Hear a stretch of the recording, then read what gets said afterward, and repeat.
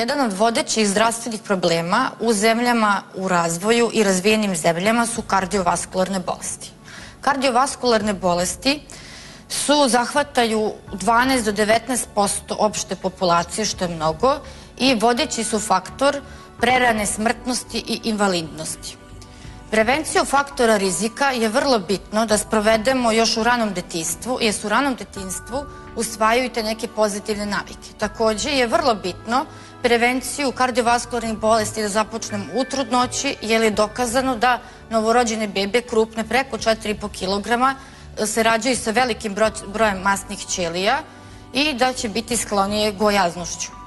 Takođe, prevenciju trebamo da sprovedemo u prve 2 godine života, u pubertetu i adolescenciji, kao i u godinama od 40. do 65. godine.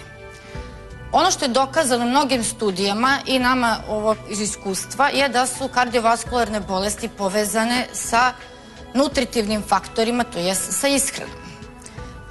Ono što dovodi, nutritivni faktori koji dovode do kardiovaskularnih bolesti su hiperkalorijski unos, što dovodi do gojaznosti, veliki unos masti, pogotovo zasićenih masnih kiselina, a mali unos nezasićenih masnih kiselina, zatim visok unos namirnica koje su bogate holesterolom i transmasnim kiselinama, visok unos prostih šećera, pogotovo skrobastih šećera, rafinisanih šećera, visok unos kuhinske soli, mali unos tečnosti, fizička neaktivnost.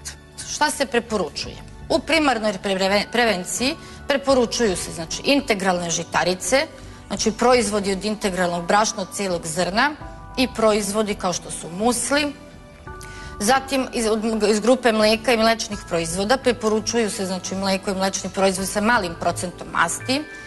Meso se preporučuje, ne svakodnevno, ali se preporučuju posne vrste mesa kao što su piletina i ćuretina, ali sa skidanjem kožice sa živinskog mesa. Crvena mesa se ograničavaju na jedanput nedeljno. Ograničen je kod zdravih ljudi, koji nemaju holesterol i trigliceride, normalno je 4 jajeta nedeljno, dok kod osoba koje imaju već povišen holesterol, jaja se ograničavaju na 2 jajeta nedeljno.